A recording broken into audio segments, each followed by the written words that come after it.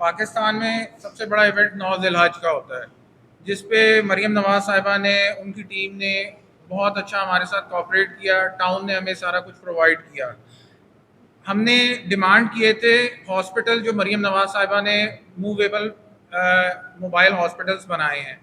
تو میں خصوصی طور پہ یہ مریم نواز صاحبہ کو گزارش کروں گا کہ وہ ذی الحج، یہ جو چیلم امام حسین کے حوالے سے لاہور کے 2 بڑے ایونٹ آ رہے ہیں، ایک بی بی پاک دامن اور دوسرا مرکزی جلوس ہے جو کہ اندرون کا ہے ہمارا.